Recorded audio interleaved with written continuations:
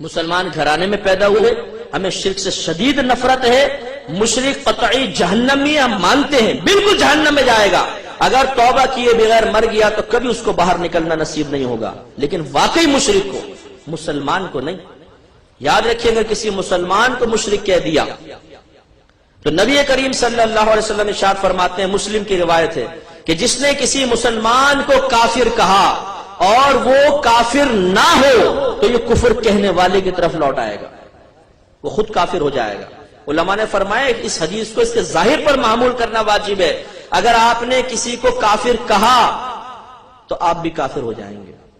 کیوں ہو جائیں گے اس کی لاجک آپ کو بتا دیتا ہوں، اگر ذہن میں رہے تو بہت اچھا ہے۔ مسلمان اور کافر یہ جو دو لفظ آپ کسی پر بولتے ہیں اس کے عقیدے کے اعتبار سے بولتے ہیں۔ آپ کسی کے عقیدے کو درست پاتے ہیں تو کہتے ہیں آپ مسلمان ہیں، کسی کے عقیدے میں بگاڑ اور فساد ہے آپ کہتے ہیں آپ کافر ہو، ہے کہ نہیں؟ ایسا ہوتا ہے نا؟ تو معلوم ہوا کہ مسلمان یا کافر کہنا اصل میں عقیدے کے صحیح ہونے یا غلط ہونے کے اعتبار سے ہے۔ یہ رد المحتار میں علامہ ابن عابدین شامی رحمۃ اللہ علیہ نے علت لکھی ہے جو میں آپ کو بتا رہا ہوں۔ اب اگر آپ کسی مسلمان کو کہتے ہیں تم کافر ہو اور وہ کافر نہیں، تو ہم اسے کافر کب بولیں گے؟ جب اس کے عقیدے کفریہ ہوں گے، حالانکہ اس کے عقیدے کفریہ نہیں ہے، مسلمانوں والے ہیں، تو گویا کہ ہم نے اسے کافر کہہ کے یہ ثابت کرنے کی کوشش کی کہ اس کے تمام اسلامی عقائد کفریہ ہیں، تو اسے کافر کہنے کی وجہ سے ہم کافر نہیں ہوئے، بلکہ اس کے اسلامی عقائد کو کفریہ عقائد قرار دینے کی بنا پر اللہ تعالیٰ ہمیں دار اسلام سے خارج کر دیتا۔ یہ ہے اصل علت۔ اب مسلمان کو مشرک کہنا کتنی بری بات ہے۔ بولتے جی داتا صاحب کا مزار شرک کا اڈا ہے، شرک ہو رہا ہے، لوگ سجدے کر رہے ہیں وغیرہ وغیرہ۔ میں ایک نفیس بات کہتا ہوں، ذرا سے توجہ کیجئے گا، اپنی سابقہ زندگی پہ نظر دوڑائیں دیانتداری کے ساتھ۔ آپ اگر کبھی مزار پر گئے، آپ نے اپنی آنکھوں سے کسی آدمی کو خاص سجدہ کرتے ہوئے دیکھا ہے قبر کو؟ خود سوچئے گا، بس مجھے نہ کہیں، خود سوچئے گا جو سجدے کی حیت ہے، کبھی آپ نے زندگی میں کسی ایک شخص کو بھی قبر کو اس طرح سجدہ کرتے ہوئے دیکھا ہے؟ دیانتداری سے سوچئے گا۔ میں خدا کی قسم کھا کے کہتا ہوں، سینکڑوں مزاروں پہ گیا ہوں، آج تک اپنی زندگی میں کسی قبر کو سجدہ کرتے ہوئے نہیں دیکھا، خدا کی قسم کھا کے کہتا ہوں۔ اور آپ بھی اب سوچیں گے آنکھیں بند کر کے تو آپ کہیں گے واقعی صحیح کہہ رہے ہیں، ہم نے تو خالی سنا ہے یہ قبر پرستی ہوتی ہے، قبر کو سجدہ کر رہے ہیں۔ نہیں، کوئی سجدہ نہیں کرتا، پھر بالفرض اگر سجدہ بھی کر رہا ہو، بالفرض سجدہ بھی کر رہا ہو، ذرا توجہ رکھیے گا، آخری بات، پھر میں اپنے میزبان کے موضوع کی طرف آؤں گا۔ تو سجدہ دو طرح کا ہوتا ہے، اور بھی قسمیں لیکن ہم بڑی دو لیتے ہیں، ایک سجدہ عبادت، ایک سجدہ تعظیمی۔ سجدہ عبادت کا مطلب یہ ہے کہ کسی کو عبادت کے لائق سمجھ کر اسے سجدہ کرنا، اور سجدہ تعظیمی کا مطلب یہ کہ اسے لائق عبادت تو نہ سمجھا جائے، قابل تعظیم سمجھتے ہوئے اسے سجدہ کرنا سجدہ تعظیمی ہے۔ ہمارے مذہب اسلام کی تعلیمات کے مطابق سجدہ عبادت کفر و شرک اور سجدہ تعظیمی حرام اور گناہ کبیرہ ہے، لیکن آدمی کافر نہیں ہوتا۔ اب دیانتداری سے بتائیے، اگر ایک گاؤں کا، پنڈ کا دیہاتی بھی کسی صاحب مزار کی قبر پہ سجدہ کر رہا ہو تو کیا وہ اسے معبود سمجھ کر سجدہ کر سکتا ہے؟ میرے خیال میں کبھی بھی نہیں۔ وہ اسے اللہ کا ولی سمجھ کر، قابل تعظیم سمجھ کر ہی سجدہ کرے گا، کوئی بھی ایسا نہیں ہوگا کہ لائق عبادت ہے اس کو سجدہ کر رہا ہوں۔ میں سمجھتا ہوں مسلمان کے ساتھ یہ بدگمانی بالکل غلط، یہ ہو ہی نہیں سکتا کہ کوئی مسلمان یہ سمجھے کہ یہ لائق عبادت ہے اس کو سجدہ کرو، بھائی ایسا نہیں ہو سکتا۔ لہذا زیادہ سے زیادہ آپ یہ کہہ سکتے ہیں کہ یہ حرام اور گناہ کبیرہ کا مرتکب ہے، اب بھی اسے کافر کہنا کیسا ہے؟ غلط ہے کہ نہیں؟ اب وہی مسلم کی روایت، اگر اب وہ صرف سجدہ تعظیمی کر رہا ہے اور آپ نے اسے کافر کہہ دیا تو وہ تو کافر نہ ہوا، آپ جو تقوی کے پیکر بنے ہوئے اور آپ کو تقوی کا ہیضہ ہو گیا، ملیریا ہو گیا، آپ کافر ہو جائیں گے۔ اب بعض کہتے ہیں نہیں ہم نہیں مانتے یہ تقسیم، بس ہم نہیں اس کو لیتے، بس جو سجدہ کر رہا ہوگا ضرور کافر ہوگا، ہمیں کیا پتا سجدہ تعظیمی کر رہا ہے، سجدہ عبادت کر رہا ہے، بس ہم اسے کافر کہیں گے، مشرک کہیں گے، ایسا نہیں۔ آپ کو پہلے معلوم کرنا ہوگا، اگر آپ اس تقسیم کو نظر انداز کر دیں گے تو کائنات میں کوئی بھی شرک سے نہیں بچ سکے گا، ہر مسلمان مشرک ہو جائے گا۔ کیسے؟ ایک جگہ جمعے کی نماز ختم ہوئی، ایک آدمی کھڑا ہو گیا، کہنے لگا سب کلمہ پڑھو لا الہ الا اللہ محمد رسول اللہ، اس لیے کہ تم سب مشرک ہو گئے۔ لوگوں نے کہا لا حول ولا قوت، اللہ کی بارگاہ میں سجدہ کرتے مشرک ہو گئے، کمبخت یہ کیا کہہ رہا ہے؟ کہنے لگا میں نے یہ دیکھا کہ امام صاحب قبلے کی دیوار کو سجدہ کر رہے تھے، پچھلے والی صف امام کو سجدہ کر رہی تھی، سیکنڈ صف پہلی کو، تیسری دوسری کو، چوتھی تیسری کو، ایک دوسرے کو سجدہ کر رہے تھے، تم سب کافر ہو گئے، مشرک ہو گئے، کلمہ پڑھو کلمہ پڑھو۔ لوگوں نے کہا بے وقوف انسان، ہم بظاہر ایک دوسرے کے سامنے جھکے ہوئے تھے لیکن اصل نیت تو اللہ کو سجدہ کرنے کی تھی نا۔ معلوم ہوا نیت کا اعتبار ہے، جھکنے کا نہیں۔ اگر جھکنے کا اعتبار ہو تو گھر کی عورت کو دیکھیے گا کبھی جوتی تلاش کرنے کے لیے بستر کے نیچے جھکتی ہے، جیسے جھکے کہ آپ بولے کہ مشرکہ ہو گئی کمبخت، کیونکہ جھک گئی بستر کے سامنے۔ گاڑی ٹھیک کرنے والے کے پاس گئے، وہ جھکا ہوا کارپینٹر نیچے کہا گئے مشرک ہو گیا، کیوں تم جھکے ہوئے تھے؟ ارے بھائی خالی جھکنے سے کوئی ہو جاتا ہے؟ نیت درکار ہے۔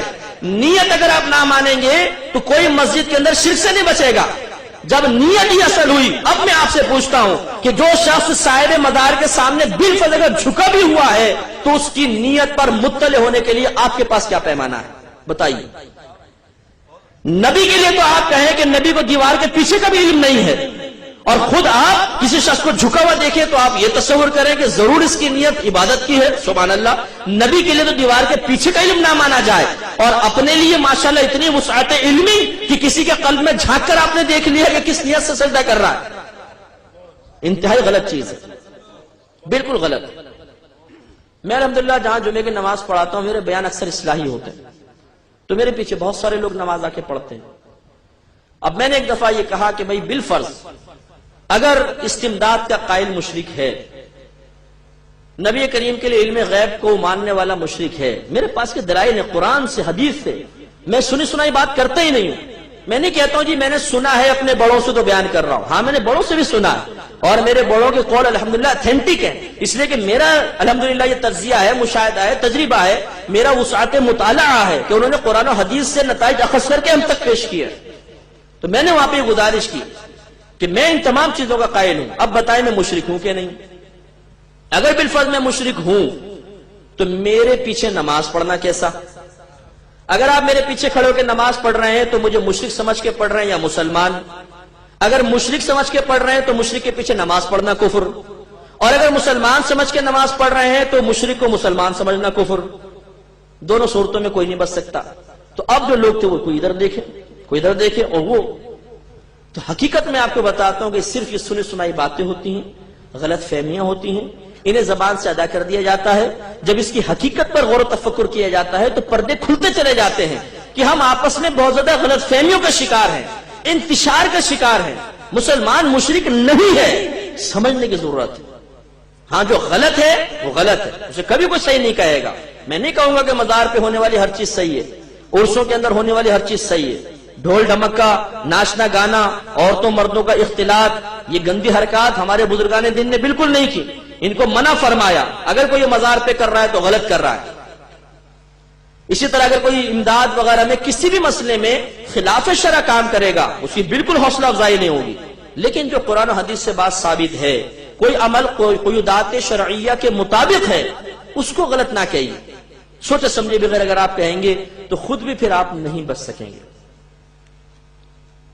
اب آخری بات بس اس میں عرض کر کے آگے چلتا ہوں، اسی میں ایک بدعت کا مسئلہ بھی ہے کہ جی میلاد منانا بدعت ہے، 11ویں منانا بدعت ہے، تیجا 40واں سب بدعت ہے۔ واٹ از بدعت؟ بدعت کہتے ہیں نئی چیز کو۔ اس کی تعریفیں آپ کو مختلف ملیں گی، لیکن میں وہ آپ کو تعریف بتا رہا ہوں جو واقعی یہ تعریف ایتھینٹک ہے اور ماننی چاہیے۔ نبی کریم صلی اللہ علیہ وسلم کے دور مبارکہ کے بعد دین میں یا دنیا میں جو بھی نیا کام پیدا ہوا اس کا نام بدعت ہوتا ہے، اور ہر بدعت بری نہیں ہوتی۔ اگر نبی کریم کے زمانے اقدس کے بعد کوئی کام نیا پیدا ہوا، چاہے دین میں دنیا میں، اور قرآن و حدیث کے خلاف ہے تو وہ بدعت سیئہ کہلائے گا، بری بدعت، اور یہ جہنم میں ہے۔ کلو بدعت ضلالہ، جو سرکار نے فرمایا کہ ہر بدعت گمراہی ہے، اس سے مراد یہ والی بدعتیں ہیں۔ اور اگر کوئی کام ایسا ہوا کہ اللہ کے نبی نے نہیں کیا لیکن وہ کام بعد میں پیدا ہوا اور دین کی تقویت کے لیے ہے، فائدے مند ہے، مسلمان اس سے اچھا سمجھ رہے ہیں، تو یہ ہے بدعت حسنہ، اس کو اچھی بدعت کہتے ہیں۔ اور اگر کوئی نیا کام پیدا ہوا، اس کا دین سے کوئی تعلق نہیں، دنیا کا کام ہے، دنیا کے فائدے کے لیے ہے، اگر وہ قرآن حدیث کے خلاف ہے تو وہ بھی بدعت سیئہ، اگر خلاف نہیں ہے تو اس کو بدعت مباحہ کہتے ہیں، نہ گناہ نہ ثواب۔ اب میں چند مثالیں دیتا ہوں۔ مثال کے طور پر مسجدوں پر مینار اور گنبد کس نے بنایا بتائیے؟ سب بناتے ہیں نا. امام صاحب کو تنخواہ دیں گے تھوڑی سی، لیکن مینار کے اوپر لاکھوں روپے خرچ کرتے ہیں، لاکھوں روپے کا سریہ لگاتے ہیں. حالانکہ یہ کوئی سنت نہیں ہے بنانا. نبی کریم نے نہیں بنایا، صحابہ کرام نے نہیں بنایا. یہ تو بعد میں فقہائے اسلام نے اس کی اجازت دی، اس لیے کہ لوگوں کے گھر پکے بننا شروع ہوئے، مسجد میں اور گھر میں امتیاز ختم ہو گیا.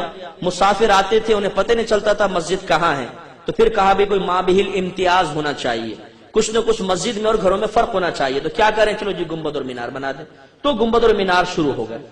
اب بتائیے اگر یہ بدعت ہے تو ہر مکتبہ فکر کی مسجد پہ گنبد اور مینار نظر آئے گا. وہاں جا کے بدعت کا فتویٰ کیوں دم توڑ دیتا ہے؟ محراب نبی کریم کے دور میں نہیں تھی، سیدھی دیوار ہوا کرتی تھی، بالکل سیدھی دیوار. صحابہ کرام کے دور میں سیدھی دیوار ہے. یہ تو تبع تابعین کے دور میں جا کے کہیں محراب بننا شروع ہوئی. محراب کیوں بناتے ہیں؟ ہر مسجد میں محراب آپ کو نظر آئے گی، کسی بھی مکتبہ فکر کی محراب نظر آئے گی. کیوں؟ جماعت کے لیے ٹائم فکس کرنا، ظہر اتنے بجے ہوگی، عصر اتنے بجے ہوگی، مغرب اتنے بجے ہوگی، عشاء اتنے بجے ہوگی. نہ سرکار نے کبھی فکس کیا، نہ صحابہ کرام نے. جب جمع ہو گئے نماز پڑھا دی. کوئی ٹائم فکس نہیں ہوتا تھا. آج ہر مکتبہ فکر کی مسجد کے اندر جماعت کا ٹائم فکس ہے، اتنے بجے ہوگی، اتنے باقاعدہ اعلان کرتے ہیں. یہ بدعت نظر کیوں نہیں آتی؟ تو معلوم ہوا ہر بدعت بری نہیں ہے. پھر قرآن کے آپ دیکھ لیں، اعراب زبردیر پیش. صحابہ کرام کے دور میں شاید آپ کے لیے نئی بات ہو کہ قرآن پہ نقطے تک نہیں تھے، بغیر نقطوں کے تھا. زبردیر پیش نے نقطے بھی غائب تھے. ان کو اللہ نے اتنا فہم عطا فرمایا تھا کہ وہ پڑھتے تھے تو خود بخود نقطے لگاتے چلے جاتے تھے. ایسا زبردست مطلب ان کا فہم تھا، حافظہ زبردست تھا. نقطے نہیں تھے، بعد میں نقطے لگنا شروع ہوئے. پھر زبر، زیر، پیش، رکوع کے نشانات، وقف کے نشانات، پھر منازل مقرر کرنا، یہ سب بعد کے ہیں. حجاج بن یوسف ظالم بادشاہ تھا، اس نے تمام کام کیا تھا. کیا یہ بدعت نہیں ہے؟ اگر ہے تو پھر کیوں ہوتا ہے؟ اب یہ دیکھیں کہ یہ بہت سی میں نے مثالیں دی کہ ہر شخص اس کو کر رہا ہے، اور حالانکہ سب بدعت ہیں، لیکن کوئی بدعت حسنہ ہے. بری بدعت کی مثال آپ دیکھیں، اور اس سے یہ بھی ثابت ہوگا کہ نبی کریم کے دور کے بعد ہی بدعت کا آغاز ہوا. سیدہ عائشہ صدیقہ رضی اللہ تعالیٰ عنہ فرماتی ہیں کہ لوگوں میں نبی کریم کے وصال مبارکہ کے بعد جو سب سے پہلی بدعت ظاہر ہوئی وہ پیٹ بھر کر کھانا ہے.